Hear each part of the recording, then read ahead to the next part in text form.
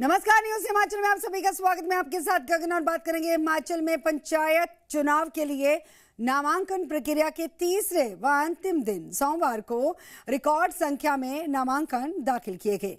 3 दिन में 79,676 लोगों ने नामांकन भरे हैं और आयोग के मुताबिक सबसे ज्यादा नामांकन कांगड़ा जिले में 14,590 भरे गए, जबकि सबसे कम लाहौल स्पीति में 493 नामांकन पत्र दाखिल किए गए।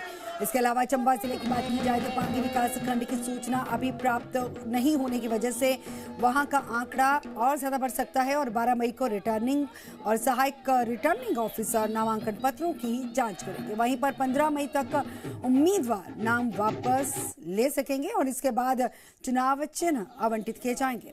पंचायत चुनाव का मतदान 26, 28 और 30 मई को सुबह 7 बजे से लेकर दोपहर 3 बजे तक होगा।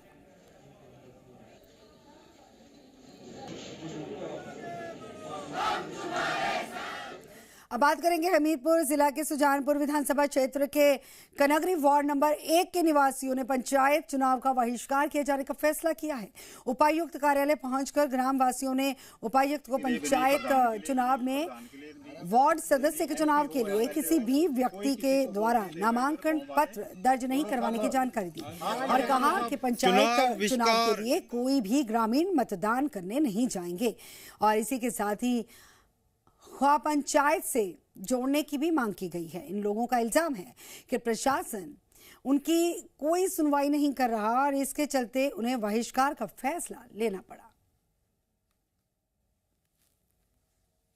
उपायुक्त कार्यालय हम आए हैं कि क्योंकि हमने हमारे गांव से पंचायत में किसी ने नॉमिनेशन नहीं भरा और आगे भी नहीं भरेंगे, इसलिए क्योंकि गांव वालों ने सभी ने मिलकर एक प्रस्ताव बनाया है कि हम जब तक हमारी समस्याओं को हल नहीं सरकार करती है तो हम कोई भी चुनाव नहीं डालेंगे, ना विधानसभा का, ना पंचायत का, ना लोकसभा का। आगे बढ़ेंगे और बात करेंगे नगर निगम शिमला के मेयर सुरेंद्र चौहान ने यह कहा कि भारतीय जनता पार्टी ने प्रदेश की जनता के साथ सहयोग नहीं किया। उन्होंने इल्जाम लगाया कि रेवेन्यू डेफिसिट ग्रांट बंद होने के बावजूद बीजेपी ने हिमाचल प्रदेश के हितों के लिए कोई ठोस प्रयास नहीं किए हैं। सुरेंद्र चौहान ने यह भी कहा है कि बीजेपी के सांसदों ने भी नगर निगमों के विकास और लोगों की समस्याओं को लेकर कोई विशेष मदद नहीं की है।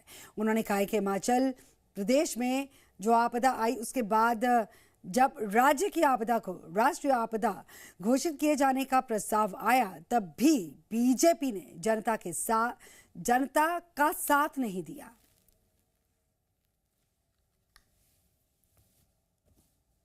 मैं सोलन में जा रहा हूँ रेगुलरली। मैं कल से दोबारा और जाऊँगा। पिछले कल मैं सोलन में वार्ड नंबर 4 में और 17 में मेरी ड्यूटी भी लगी है। उसमें डोर टू डोर हम काम कर रहे हैं। मुझे पूर्ण विश्वास है कि हमारे दोनों वार्ड तो जीतेंगे, लेकिन सोलन में नगर निगम कांग्रेस की बनने जा रही है, जो एक निश्चित तौर पर वहाँ पर लोगों का बहुत सपोर्ट भी मिल रहा है।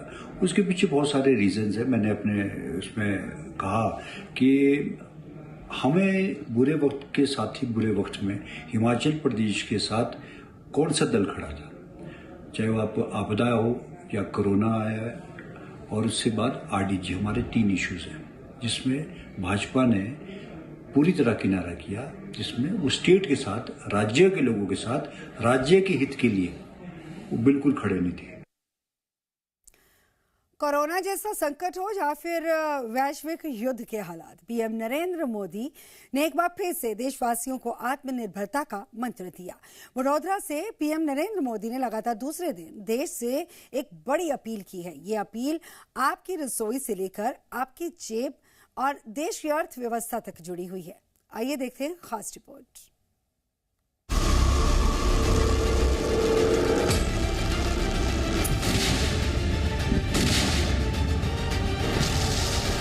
दुनिया इस वक्त बारूद के ढेर पर बैठी है। मिडिल ईस्ट में तनाव है और सप्लाई चेन चरमराई हुई है। ऐसे में प्रधानमंत्री मोदी ने मोर्चा संभाल लिया है। वडोदरा की धरती से उन्होंने देशवासियों से त्याग और समझदारी की अपील की। पीएम की पहली और दूसरी अपील ईंधन को लेकर थी। उन्होंने साफ कहा कि जहां संभव हो पेट्रोल डीजल का इस्तेमाल कम करें। अपनी निजी गाड़ियों के बजाय मेट्रो, इलेक्ट्रिक बस और पब्लिक ट्रांसपोर्ट को प्राथमिकता दें। जब जब देश युद्ध या किसी और अन्य बड़े संकट से गुजरा है, सरकार की अपील और उस अपील पर हर नागरिक ने ऐसे ही अपना दायित्व निभाया है। आज भी जरूरत है कि हम सब मिलकर अपना दायित्व निभाएं, देश के संसाधनों पर पड़ने वाले बोझ को कम करें। तीसरी बड़ी अपील सोने यानी गोल्ड को लेकर है। पीएम ने दो टूक कहा कि सोने के आयात पर देश का बहुत बड़ा पैसा विदेश जाता है। जब तक हालात सामान्य न हो, सोने की खरीद टालें। अभी गोल्ड की जरूरत नहीं है। चौथी अपील ने सबको चौंकाया, क्योंकि वो थी खाने के तेल की। सुनने में ये मामूली लगता है, लेकिन आंकड़े डराने वाले हैं। भारत ने साल 2025-26 में करीब 19.5 अरब डॉलर का खाद्य तेल विदेश से मंगाया। पीएम की पांचवी अपील सेहत और देश हित दोनों से जुड़ी है। तेल कम खाएं, देश का पैसा बचाएं और स्वस्थ रहें। छठी अपील प्रवासी भारतीयों से है कि वे कम से कम 5 विदेशी मेहमानों को भारत घूमने लाएं, ताकि पर्यटन बढ़े। यही नहीं, शादियों, छुट्टियों और अन्य कारणों से विदेश यात्रा कुछ समय के लिए टालने की सलाह दी है। आजकल जो विदेशों में शादियों का, विदेशों में घूमने का, विदेशों में वैकेशन पर जाने का मिडिल क्लास में कल्चर बढ़ता जा रहा है। हमें तय करना होगा कि जब ये संकट का काल है और हमारी देशभक्ति हमें ललकार रही है, तो कम से कम 1 साल के लिए हमें विदेशों में जाने की बातों को टालना चाहिए। भारत में बहुत सारी जगह है, वहां हम जा सकते हैं। 7वीं अपील है संसाधनों की बर्बादी रोकना। पीएम मोदी ने देशवासियों को सलाह दी है कि ऑनलाइन क्लासेस को प्राथमिकता दें, पब्लिक ट्रांसपोर्ट का उपयोग करें, कार पूलिंग का उपयोग करें, पेट्रोल डीजल बचाएं, वोकल फॉर लोकल हों, विदेशियों को भारत घुमाएं, विदेशी मुद्रा बचाएं। पीएम मोदी की अपील पर विपक्ष के पेट में दर्द होना शुरू हो गया है। नेता विपक्ष राहुल गांधी ने ट्वीट कर कहा है, मोदी जी, जब आप अपनी हर नाकामी का बिल जनता पर डालते हैं, तो गरीब के बच्चों का भविष्य भी उसी बिल में आता है। विपक्ष के नेताओं ने सरकार को घेरना शुरू कर दिया है।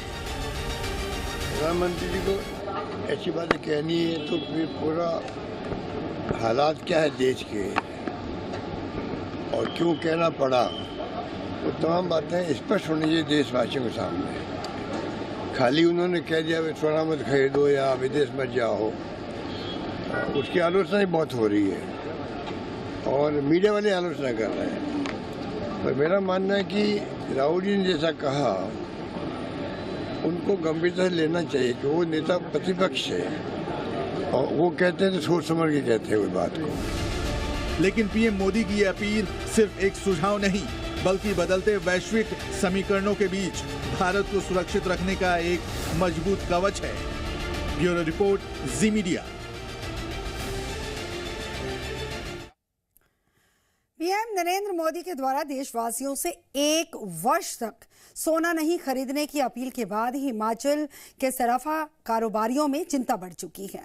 प्रधानमंत्री ने इस अपील को देश के फिस्कल डिफिसिट को नियंत्रित किए जाने और अर्थव्यवस्था को मजबूत करने की दिशा में एक कदम बताया, लेकिन हिमाचल प्रदेश जो ज्वेलर्स एसोसिएशन है, उसने इसे सराफा कारोबारियों के लिए एक बड़ा झटका करार दिया है।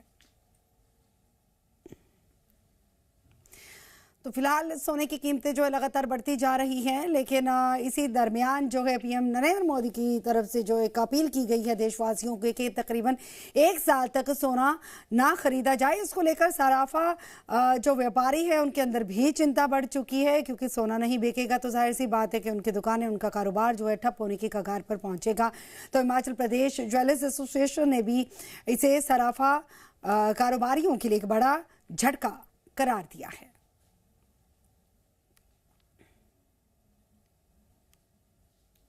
तो हम पहले ही जो हमारा व्यापार है वो इस स्ट्रगल से जूझ रहा है कि हम आगे आने वाले कस्टमर के लिए कैसे हम क्या फैसिलिटीज़ दें, क्या ऐसा करें कि हम कस्टमर में कॉन्फिडेंस आए, गोल्ड खरीदना है। तो ये पहले ही बहुत मुश्किल हो गया है काम, और हम इन चीज़ों से भी जूझ ही रहे थे, और ऊपर से ये प्रधानमंत्री जी का बयान आ गया। तो हम ये समझते हैं कि ठीक है, प्रधानमंत्री जी ने जो फिजिकल डेफिसिट की बात की है, इकोनॉमी की बात की है, उन्होंने सब कुछ देखना है, उन्होंने पूरे देश को चलाना है, हम बिल्कुल बात मानते हैं। लेकिन ऐसे डिस्क्रीट एक बयान आने से हमारे व्यापार के ऊपर आने वाले टाइम में बहुत फर्क पड़ने वाला है, क्योंकि पहले ही रेट है और ऊपर से ये चीज़ हो जाएगी तो बहुत मुश्किल आने वाली है। तो पीएम नरेंद्र मोदी की देशवासियों से 1 साल तक सोना नहीं खरीदने की जो अपील की गई है, और इसी के साथ डीजल और पेट्रोल का सीमित उपयोग किए जाने की जो अपील की गई, इसका असर जो है आम लोगों पर सीधा देखने को मिला। बढ़ती वैश्विक आर्थिक चुनौतियों और ऊर्जा बचत को ध्यान में रखते हुए की गई इस अपील पर लोगों की पॉजिटिव राय सामने आई है। पीएम नरेंद्र मोदी की इस अपील के बाद कई लोगों ने इसे देश हित से जुड़ा हुआ कदम बताते हुए समर्थन किया है।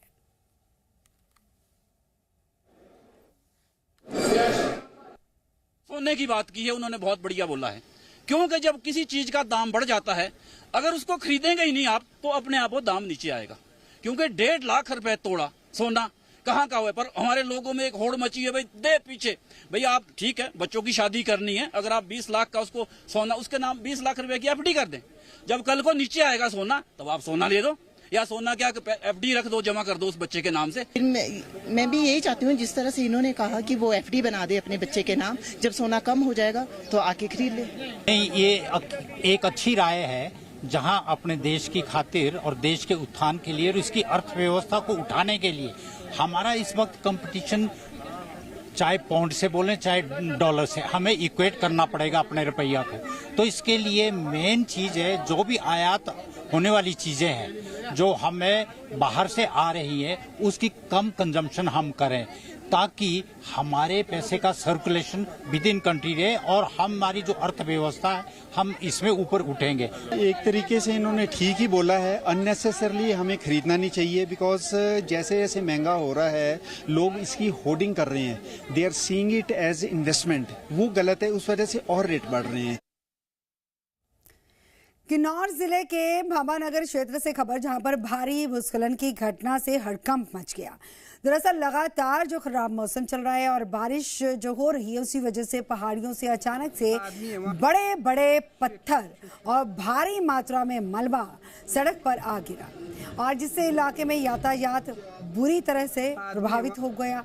और ये भी बता दें कि कई लोगों पर वाहनों की आवाजाही जो है बाधित होने की वजह से यात्रियों और स्थानीय लोगों को भारी परेशानियों का सामना भी करना पड़ा। और घटना की सूचना मिलते ही प्रशासन और संबंधित विभागों की टीमें मौके पर पहुंच गई और सड़क बहाली के लिए मशीनें लगाई गई और मलबा हटाने का काम भी लगातार जारी है। हालांकि पहाड़ियों से लगातार पत्थर गिरने की वजह से राहत और बहाली कार्यों में दिक्कतें जरूर पेश आ रही हैं। तो टीवी स्क्रीन पर आप तस्वीरें देख सकते हैं, लगातार भूस्खलन की घटनाएं जो सामने आई हैं, लगातार जो है लैंड स्लाइडिंग की घटनाएं सामने आई हैं। तो बड़े बड़े पत्थर जो हैं गिर के नीचे सड़क के ऊपर जब गिर जाते हैं, उसके बाद जो कई रास्ते जो है ब्लॉक हो जाते हैं। हालांकि प्रशासनिक स्तर पर पूरी कोशिश की जा रही है ताकि इस आवाजाही को बहाल किया जाए, क्योंकि बड़े बड़े वाहन हैं। कई लोग जो है, जो टूरिस्ट होते हैं, वो पहाड़ों का रुख करते हैं घूमने फिरने के लिए, क्योंकि मैदानी इलाकों में गर्मी का मौसम है। तो ऐसे में जब भूस्खलन की स्थिति पैदा हो जाती है तो उनके वाहन जो है पत्थरों से ब्लॉक किए गए रास्ते में फंस जाते हैं। उसके बाद प्रशासनिक स्तर पर जिम्मेदारी है जो वो और ज़्यादा बढ़ जाती है ताकि आवाजाही को बहाल किया जाए, रास्तों को खोला जाए। इसके लिए मशीनों का इस्तेमाल किया जाता है। लगातार रास्तों की बहाली के लिए कार्य जरूर चल रहा है, लेकिन एक बड़ी चुनौती भी पेश आ रही है कि पहाड़ों से लगातार पत्थरबाजी जो हो रही है, पत्थर गिर रहे हैं, जो भूस्खलन हो रहा है, उस वजह से रास्ते को बहाल किए जाने के कार्य में भी बड़ी बाधा सामने आई है।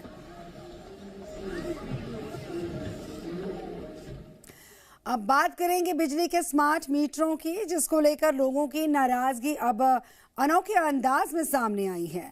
शिमला के रोहड से आप तस्वीरें देख सकते हैं। एक बंद पड़ी दुकान का लगातार भारी भरकम बिजली का बिल आया। सोचिए जरा, दुकान बंद है लेकिन भारी भरकम बिल आया। आप सोच नहीं सकते कि कितना बिल आया, हम आपको बताएंगे।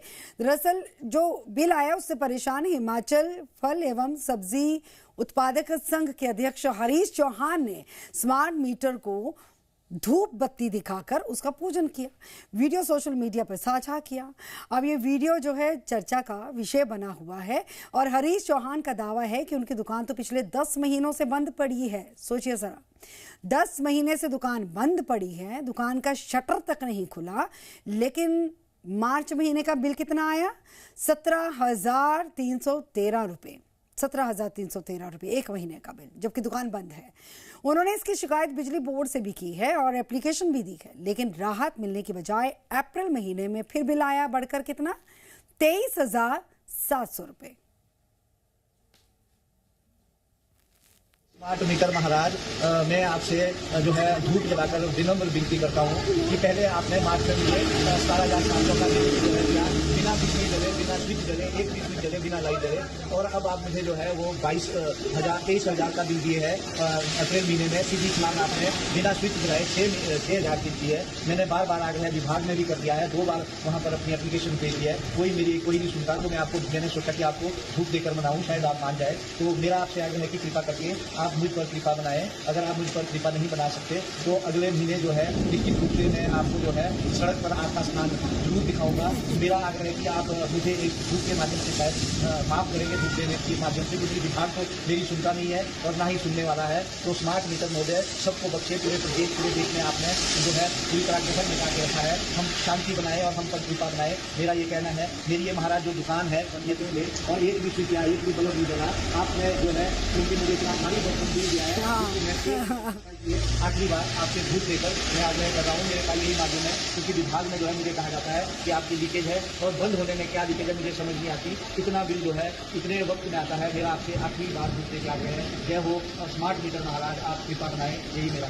हे स्मार्ट मीटर महाराज, मैं आपसे जो है धूप जलाकर विनम्र विनती करता हूँ कि पहले आपने मार्च में मुझे 17,700 का बिल जो है दिया, बिना बिजली जले, बिना स्विच जले, एक भी स्विच जले, बिना लाइट जले, और अब आप मुझे जो है वो 23,000 का बिल दिए है अप्रैल महीने में। सीधी छलांग आपने बिना स्विच जलाए 6,000 की दी है। मैंने बार बार आग्रह विभाग में भी कर दिया है, 2 बार वहाँ पर अपनी एप्लीकेशन भेज दिया है, कोई नहीं सुनता। तो मैं आपको, मैंने सोचा कि आपको धूप देकर मनाऊँ, शायद आप मान जाए। तो मेरा आपसे आग्रह है कि कृपा करके आप मुझ पर कृपा बनाएं। अगर आप मुझ पर कृपा नहीं बना सकते तो अगले महीने जो है निश्चित रूप से मैं आपको जो है सड़क पर आपका स्नान जरूर दिखाऊंगा। मेरा आग्रह है कि आप मुझे एक धूप के माध्यम से शायद माफ करेंगे, धूप देने के माध्यम से, क्योंकि विभाग तो मेरी सुनता नहीं है और ना ही सुनने वाला है। तो स्मार्ट मीटर महोदय सबको बख्शे, पूरे प्रदेश पूरे देश में आपने जो है पूरी तरह के घर मिटा के रखा है। हम शांति बनाए और हम पर कृपा बनाए, मेरा ये कहना है। मेरी ये महाराज जो दुकान है ये तो ले, और एक भी स्विच एक भी बल्ब नहीं जला, आपने जो है क्योंकि मुझे इतना भारी बर्तन दिया है जिसको मैं तेल नहीं कर सकता, इसलिए आखिरी बार आपसे धूप देकर मैं आग्रह कर रहा हूँ। मेरे पास यही माध्यम है, क्योंकि विभाग में जो है मुझे कहा जाता है कि आपकी लीकेज है, और बंद होने में क्या लीकेज है मुझे समझ नहीं आती। इतना बिल जो है इतने वक्त में आता है। मेरा आपसे आखिरी बार धूप देकर आग्रह है, जय हो स्मार्ट मीटर महाराज, आप कृपा बनाए। आगे बढ़ेंगे और बात करेंगे, अगले 5 दिनों तक मौसम खराब रहने की संभावना है। मौसम विज्ञान के मुताबिक 15 मई तक राज्य के अधिकांश हिस्सों में बारिश होगी। किन्नौर व लाहौल स्पीति के अधिक ऊंचाई वाले क्षेत्रों में बर्फबारी के आसार हैं।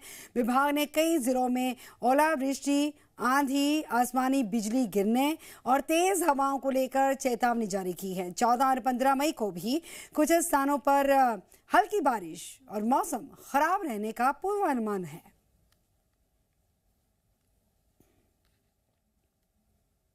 हमारे साथ बात करने के लिए मौजूद हैं IMD शिमला के वैज्ञानिक संदीप शर्मा। संदीप जी, आपसे जानना चाहेंगे बीते 24 घंटे में कैसा मौसम रहा है, कहां कहां बारिश हुई, और क्या ओलावृष्टि को लेकर भी कोई अलर्ट जारी किया गया आगामी वक्त में?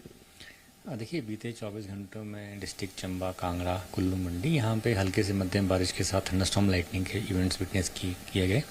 साथ में जो हमारे क्षेत्र हैं शिमला है, सिरमौर, सोलन, बिलासपुर, यहाँ पे एक दो स्थानों में हल्की बारिश रिपोर्ट की गई है।